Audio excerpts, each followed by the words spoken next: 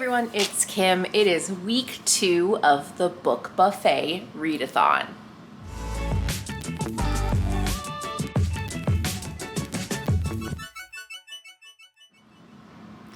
Welcome back to Bookmarks and Breadsticks. If you're new to my channel, hi, I'm Kim. Thanks for stopping by. And I am here to kick off week 2 of my Book Buffet vlog series. If you haven't already seen the announcement video and the whole playlist of Book Buffet related content, I'll link it in the cards and below.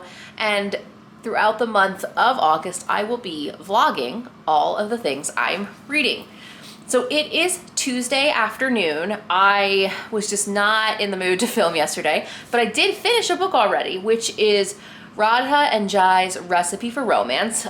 This is young adult Indian Americans, children of immigrants, love this story. So Radha is a dancer, and she is at a national competition when she finds out her mother is potentially having an affair with one of the judges. So Radha is considered a prodigy in what she does, but after finding out that her mother's having this affair, doubts her abilities and wonders if any of the competition she's been winning her entire life she won on her own merit, or if she won because of that affair and inside, favoritism. Versus Jai is the third son in his family. Their father owns a grocery store, his brothers are helping out, and Jai, while brilliant and has the potential to go to Columbia to be a doctor, is stubbornly deciding, that he does not want to go to school. He wants to help his family in the shop because when he was 10, his father had a stroke, and since then his brothers, dropped out of college and really stepped up to help. Now they want to open a second location, but if Jai goes off to college, they won't have the money to afford the help to cover the hourly staff. And that's the conflict between the two of them, that each of them is going through, And then the two of them meet, and Jai is part of the Bollywood Beats, a dance troupe in this dance academy. And Radha, it comes from more of a classically trained Indian dance. And it's about their interactions, their falling in love, and how they're both, seniors deciding what they want to do with their lives. It was super cute, really fun read. Brand new 2021 release, so it does hit that prompt as well. And Radha, now that her parents have divorced, is reconnecting with her father through her grandfather's recipe books. So as a dancer, she's always been on a restricted diet, and now she is learning to cook and enjoy food for the first time. So there is a food connection in there as well. Lots of recipes, sounds delicious. It was a lot of fun, and I really recommend it. It's a quick read and a new release. So for the book I'm currently reading, it is Rituals of Dinner by Margaret Visser. Tonight is the book club for this book. There is no way I'm gonna finish it. I'm only, one chapter in, it's 300 pages, but I'm gonna try. I have a little bit more time with my break this afternoon, and honestly, it's an older book, and it's very dense. It's an interesting topic. I'm just having a hard time getting my rhythm and momentum going, but I will check in with you guys later tonight. Hey everyone, it's Tuesday afternoon, so I thought it was time to give you guys a reading update. I feel like I somehow look kind of red on camera, but it might be the lighting, I don't know. Anyway, yesterday I did not make any progress on The Ritual of Dinner. I have decided to temporarily put that book down. So I started to go to book club, and then my little sister called, and family calls take priorities over book groups, and thankfully it was a Zoom call, so I just dropped the call to talk to my sister, and that book was just putting me in a slump. It's very dense, it's very hard to get through for me right now, so I just switched books. So I am currently reading The Sugar Season. This is the book included in the fall box for Read and Eat, so obviously it's important that I read my own books that I am promoting. So this is a reread for me, but I do want to film it. I do want to reread it because I want to film a full review for you guys, so you know what the book is so you get a better insight of what the book's about before you potentially place your orders if you're interested. So I'm about a chapter in. I also have a reading sprint scheduled for tomorrow. I've never hosted a reading sprint. There's a good chance no one's going to come because it's during the middle of the day, but that's all right. I just want to not force myself, but I want to put dedicated time to reading tomorrow, because Tomorrow, my first guests arrive for Meat Feast, which is this weekend. So there's gonna be like 15 of us grilling over like $1,000 of meat. I've been planning it all summer, so I know I'm not gonna get a lot of reading done the rest of the weekend. I might cut only a few little clips in for Meat Feast, but for the most part, I don't want to vlog a lot of that experience. I want to be present in that experience. My goal is to like film it home video style, so we have it for our friend group. Like, I want this to be an annual thing, but it's not something that needs to exist on BookTube unless they're cool with it. So anyway, goal, keep reading today. It's my lunch break right now. I'm gonna try and get through this.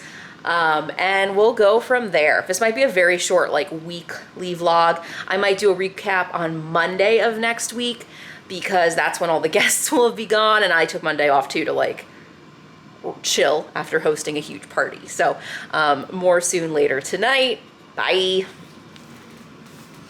Hey everyone, it's Kim. It's Monday night. I know technically that's when vlogs usually end on Sundays, but I actually had the day off from work today because I am recovering from Meat Feast, which took up a good part of this weekend, Friday, Saturday, and Sunday. So Meat Feast, I'll throw a couple of clips in, mostly pictures, obviously. We cooked about 100 pounds of meat. I'd say I have 30 pounds of ground beef left. But 2 briskets, 2 beef briskets, 2 sets of beef ribs, couple packets of sausages, couple packets of burgers. I think Saturday we had 17 guests over. I've been waiting all summer for it. It was the best weekend ever. I cannot tell you how much I love my friends, and it means the world to me. But in terms of reading vlog, I finished a book. I did finish The Sugar Season by Douglas Why Not. This is the book for the fall maple box that includes Vermont organic maple syrup, pancake mix, and a couple other little goodies inside.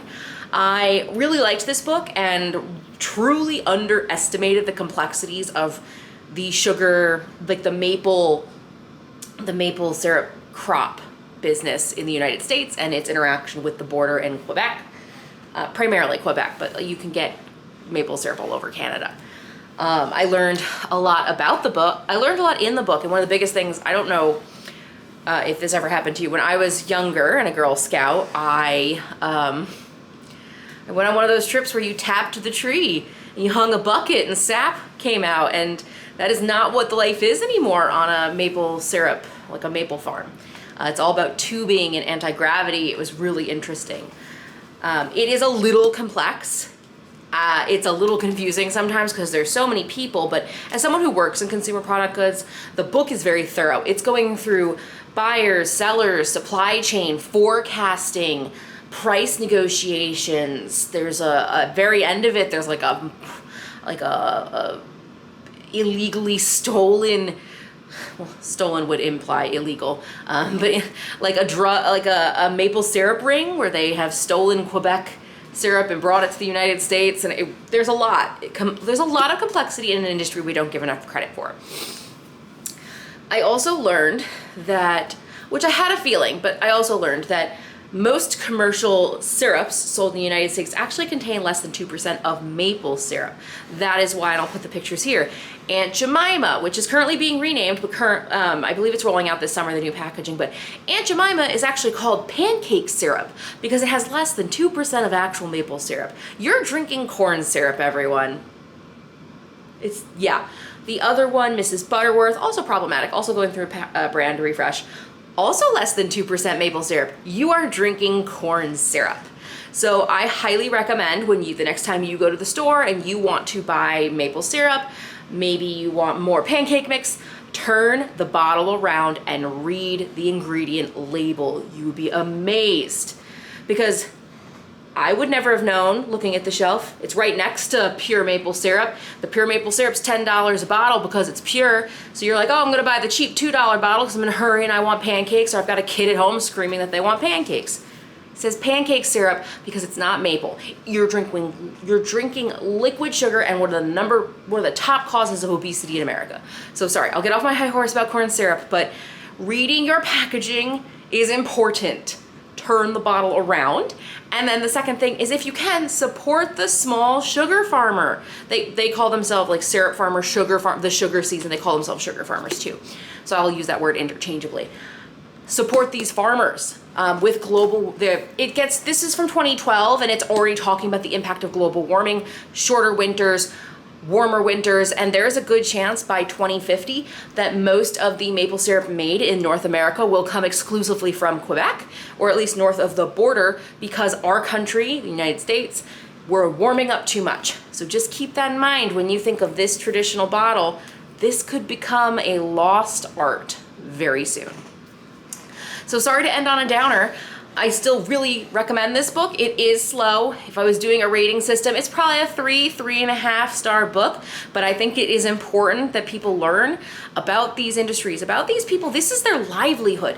A lot of sugar farmers, maple syrup farmers, they're 3rd, 4th, 5th generations, and they're about to lose their livelihoods because of not only mass marketing and the deceitful practices of those larger corporations, but also because of the impacts on the environment. So next time you're at the farmer's market, consider picking up that bottle of syrup. It might be more expensive, but it's gonna taste better and it will mean more to that local economy. Second, it is in the Read It and Eat box for the fall, where you will get Vermont organic maple syrup, pure, pancake mix, and a few other goodies. You can actually already pre-order the box. I'm starting to ship them the first week of September. My goal is to get a lot of them out over Labor Day weekend. I'll leave that link for you down below. And this concludes week 2 of the Book Buffet Readathon. This is my second vlog. I only read 2 books this week. I started with, let me get the book. So this is the end of week 2. As I mentioned, I finished The Sugar Season and I finished Radha and Jai's Recipe for Romance. So 1 young adult with food and 1 nonfiction. Honestly, I lost a lot of time this week for my beef meat feast party. It was totally worth it. I hope you're well. Leave a comment below. What are you hoping to see a full review on? How is Book Buffet going for you? I'll see you in the next one. I also have to give a super shout out to my friends who helped bring extra books for the Little Free Library. I am so excited to have all this stuff. I'm now paranoid that I'm not recording any audio. We'll find out later.